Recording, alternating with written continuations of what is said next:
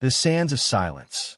The sun hung like a silent judge in the cloudless sky above Cairn 3, casting long shadows over the arid plains. The heat shimmered off the cracked desert floor, and the silence was so complete it felt oppressive, like the planet was holding its breath. Commander Ray Imani scanned the horizon, her reflective visor glinting under the glare. Nothing. Again. Behind her, Dr. Leo Harn, the team's exobiologist, muttered through a mouthful of dry air. Still no signs of surface life. Just more dust and dead air. Elia Mura, the linguist and cultural analyst, knelt in the sand, brushing her gloved hand over strange grooves in the rock. These markings weren't made by wind, she whispered. They're patterned, intentional. Sand shifts in all kinds of ways, Ray replied, but her voice lacked certainty. They were 5 days into a routine recon mission. At least, that's what Command had labeled it. But routine didn't explain the deep penetration scans that detected vast subsurface cavities or the erratic magnetic pulses that scrambled communications at dusk. Cairn 3 wasn't lifeless. It was dormant. Suddenly, the sand trembled beneath their feet. A soft rumble, like distant thunder, rolled through the ground. Ray drew her pulse pistol. Movement.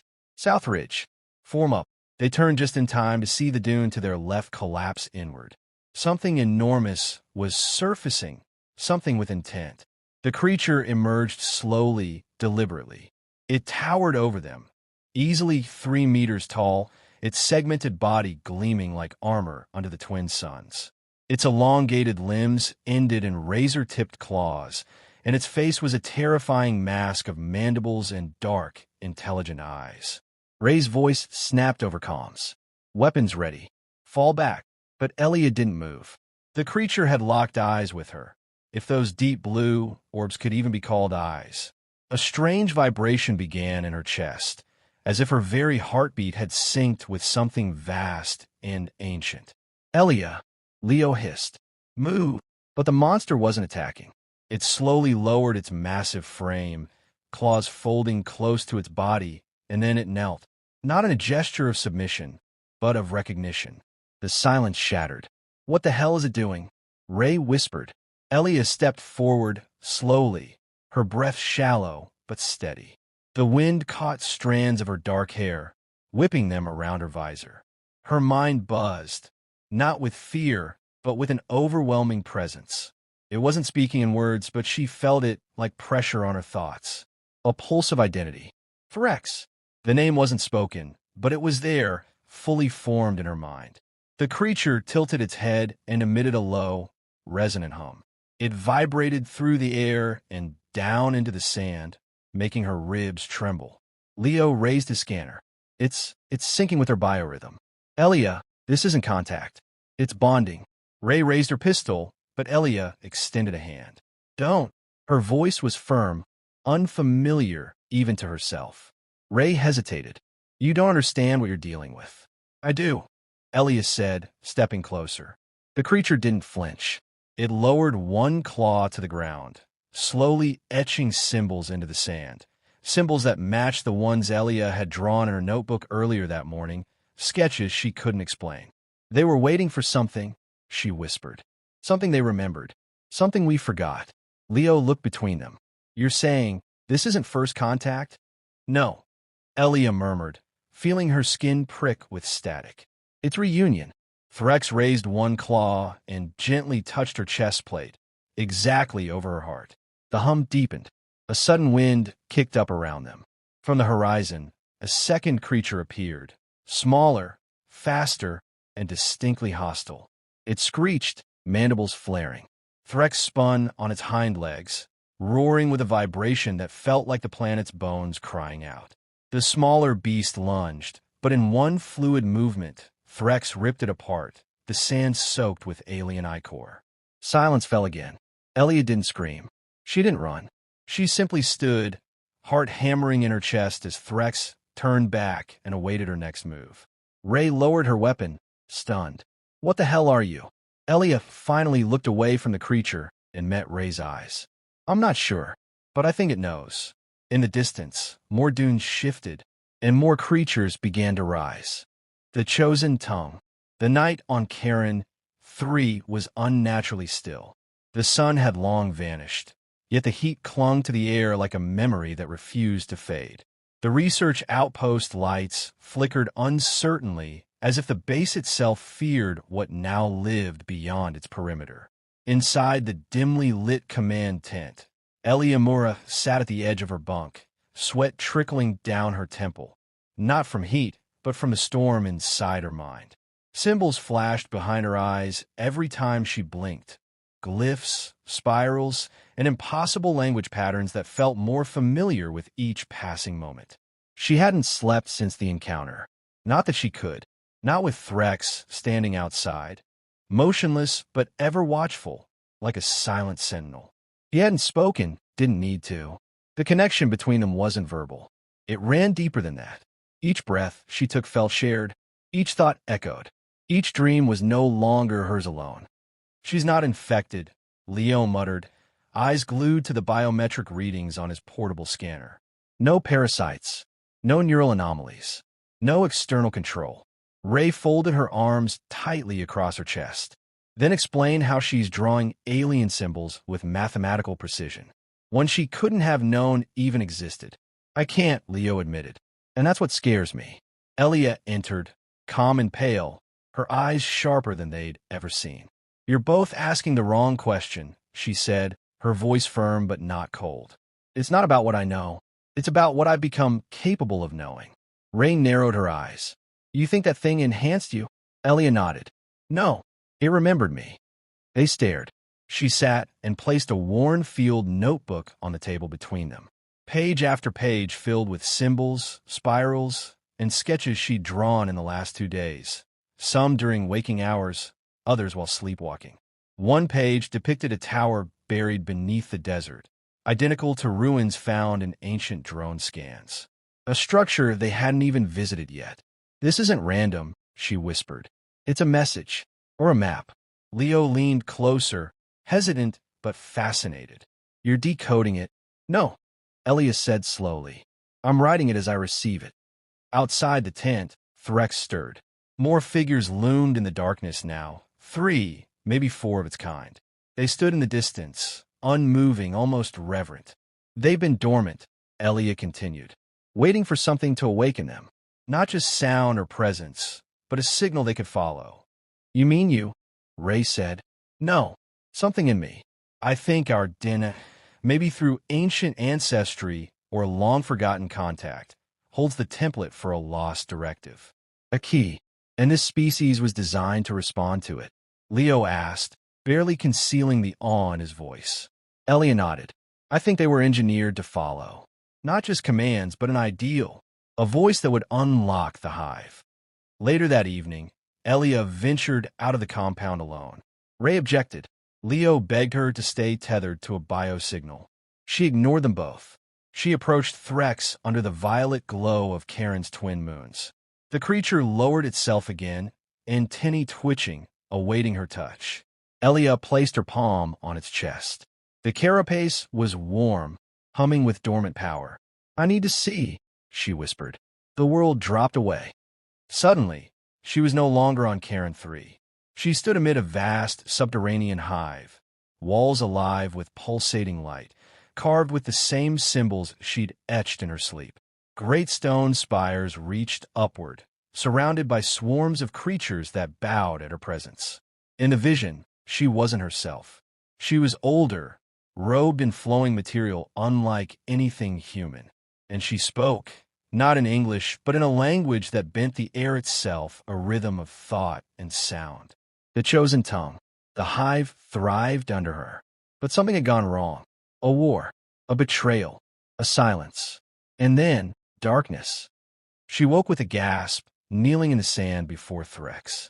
The other creatures had drawn closer, forming a loose circle around her.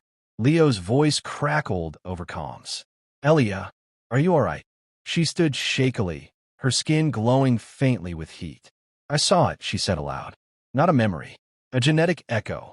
These creatures were left behind, but not abandoned. They were waiting for the next voice to rise." Ray's voice came through, wary and sharp. And that voice is yours now. Elia turned back toward the base, the alien sentinels following silently behind her. No, she said. It always was. Queen in flesh. The desert cracked underfoot as the hive moved. Their shapes were shadows against the sand, impossible to count and never still. They didn't walk. They flowed, surrounding the research outpost in a loose perimeter. Not hostile, not mindless, simply waiting. For Elia. Inside the command center, panic clashed with paralysis. Commander Ray paced, jaw clenched. Her every instinct screamed to call an orbital fire and reduce the entire dunescape to glass. But then she'd glance at Elia, calm, composed, and somehow other, and hesitate. Dr. Leo Harn wasn't faring much better. He was drawn to Elia now, not just out of concern, but awe. He'd seen what she'd become. Or maybe what she'd always been. She wasn't evolving. She was remembering. You're glowing, Leo said, voice tight with disbelief. Elia stood in the center of the room, her skin pulsing faintly beneath the fabric of her suit. Golden threads of light coursed like veins along her arms and neck. It wasn't just bioluminescence, it was language, living and moving across her body like a symphony of thought. They've accepted me, she said softly. Threx has begun relaying the Hive's neural lattice. I'm not just communicating with them now. I'm inside their collective. Ray's hand hovered near her sidearm. You're bonded to the enemy. They're not our enemy, Elia said, turning slowly to face her. They never were. We treated them like monsters because they didn't speak like us. But they were waiting. They were searching for their voice. And you just happened to be the chosen one. Ray snapped. I'm not chosen. Elia stepped forward. I'm compatible. An alert blared. Proximity sensors tripped. On the overhead display, a silhouette loomed. A ship, Earth Alliance War Class, descending from orbit. Ray's blood ran cold. They're early. They weren't supposed to arrive for another 24 hours. Leo stared. That's not a rescue ship. That's a cleansing unit. Elia stepped outside before either of them could stop her. The desert wind roared, kicking up spirals of dust. The hive creatures turned as one, lifting their faces to the skies. The warship's engines were a storm in the heavens, bringing fire, sterilization, and silence. They see me as a threat, Elia murmured. Then tell them you're not, Ray pleaded through calms. They won't listen to words, Elia said. She raised her hand. Threx, towering behind her, mirrored the motion. The hive knelt. In the silence that followed, Elia spoke, not in English, but in a language older than breath. It rippled out of her, vibrating the air like a living frequency. The sands responded. The hive pulsed. The very sky trembled. Suddenly, the warship above them stuttered in its descent. Systems failed. Engines hiccuped. Lights inside blinked wildly. In the command center, Ray watched telemetry spiral out of control. She's jamming them, Leo whispered. She's commanding the hive to interfere with their systems. Electromagnetic disruption on a planetary scale. Through a language, Ray said, stunned. She's fighting with thoughts. The crew of the warship attempted to fire, a warning shot, but nothing launched. One of the hive drones leapt into the sky, launched by its siblings like a living projectile. It collided with the ship's underbelly, rupturing a fuel line and sacrificing itself. Smoke trailed through the sky. Elia stood unmoving, eyes closed, lips murmuring an alien prayer. The hive around her shimmered, pulsing in rhythm with her breath. She opened her eyes. I'm not here to start a war, she said. But if they force one, I will end it. Later, in the ruins of an unearthed tower, Elia stood before a mural. It showed humanoid figures, elegant, glowing, standing among the insectoids like shepherds among wolves. But the figures' faces weren't alien. They were human. Ray stepped forward, stunned. This isn't their history. No, Elia said. It's ours. We didn't evolve here, but we didn't start on Earth either. Some strand of us was seeded out here eons ago. Our blood carries their code, their language, their loyalty. You're saying we're their gods, Leo whispered. Elia shook her head. No, just their queens. She placed her hand against the wall, and the stone responded, glowing with the same gold veins that now lit her skin. That night, the Hive moved without instruction. They began unearthing the towers, rebuilding forgotten mechanisms, restoring their ancient network.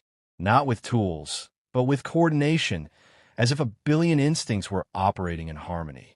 All because one human had spoken. Inside the command tent, Ray sat staring at her hands. "She's not one of us anymore," she whispered. Leo replied without looking up. "She might be more than we'll ever be."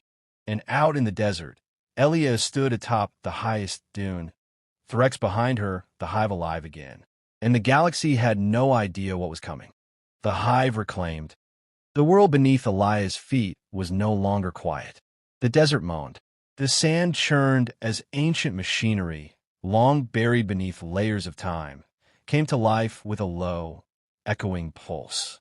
Giant spires of black chitin and stone pushed up from the earth like the bones of a forgotten god. The Hive was awakening, not in pieces, not in fragments, but all at once. She stood at the edge of the excavation, overlooking a sea of movement. Hundreds, perhaps thousands, of insectoid beings moved in synchronicity, not as slaves or mindless beasts, but as an orchestra answering to a conductor. Behind her, Commander Ray Amani and Dr. Leo Harn watched in stunned silence. Ray had stopped clutching her weapon hours ago. There was no point. The warship in orbit, EAS Tempest, had stabilized its trajectory. Their message had been brief and final. Prepare for planetary cleansing. Countdown to orbital strike, T-minus 3 hours. No debate, no questions, just execution. Earth Command saw a threat. Elia had become something more than human, and Earth feared what it couldn't control. She turned toward Ray and Leo, her golden-lit eyes calm. "I tried speaking to them," she said quietly. "To the ship. I offered peace. Proof. They dismissed it. They called me compromised." Leo stepped forward. "We'll talk them down. We'll send the data." "I already did," Elia said. "They erased it mid-transmission. They don't want truth. They want dominance." Ray exhaled sharply, gaze hardening. "Then we fight." Elia looked at her, surprised. Ray shrugged. "I may not understand what you've become, but I understand what they're about to do. And it won't stop with this world. If they see you as a threat, they'll burn everything just to silence you." As the countdown ticked toward destruction, Elia walked to the edge of the Hive pit. She dropped to her knees and placed both hands on the sand. The vibration that answered her was deafening, though no sound passed through the air. It was thought, memory, command, activate. Beneath her palms, the Hive answered. The ground split open, revealing a vast, biomechanical structure pulsing with amber light. This wasn't a weapon in the traditional sense. It was a resonance generator, a system designed to manipulate gravitational fields and quantum harmonics. Elia didn't understand all of it consciously, but the Hive did, and she was the interface. In orbit, the Tempest systems went haywire. Engines stuttered. AI command loops failed. Power readings spiked and then vanished. The ship floated helplessly, drifting off course. Inside the command bridge, the captain stared in horror at the status screen's blinking red. Unknown planetary energy signature detected. Graviton disruption field engaged. Orbital trajectory collapsing. The ship's artificial gravity flickered. Hallways twisted. Crew screamed as pressure failed and stabilizers broke down. The vessel began a slow, burning descent toward Karen 3. Ray and Leo watched the flaming trail in the sky. "She's bringing it down," Ray whispered. "No," Elia said softly behind them. "They brought it down themselves. I just refused to let them leave." There was no anger in her voice, no satisfaction, just sorrow. She turned back to the Hive and gave a silent command. The ground opened, welcoming the ship's impact into a controlled, cushioned crater far from the excavation site. The Hive did not destroy. It absorbed, reclaimed. There would be no human survivors aboard, but there would be no massacre either. Hours passed. Silence returned, but not like before. This was a living silence, filled with motion and presence. The Hive was whole, and Elia, no longer merely a human, stood as something new. Not quite queen, not quite god, but bridge. I'm staying, she told Ray and Leo. Ray's jaw tightened. You're not coming back to Earth. I can't. Not as I am now. But this is what I was meant to become. The Hive isn't a weapon. It's a reminder of what humanity was before we forgot, before we traded understanding for control. Leo stepped forward, a sad smile on his lips. You were always chasing languages no one could hear. Elia returned the smile, softer now, and I finally found one that listened. Before they left, Ray placed a transmission beacon at the edge of the Hive. Just in case Earth sends more, she said. Elia nodded. If they come with fire, they'll find the Hive awake. But if they come with open minds, maybe there's hope. Ray saluted, not as a soldier, but as a peer who now understood the weight Elia carried. Then they boarded their shuttle and rose into the atmosphere. Two humans carrying the tale of what had happened here, of what had risen. As the twin suns rose over Karen, 3, casting their light across the now-breathing dunes, Elia stood tall. She closed her eyes, listened. The Hive whispered back, not alone, never again.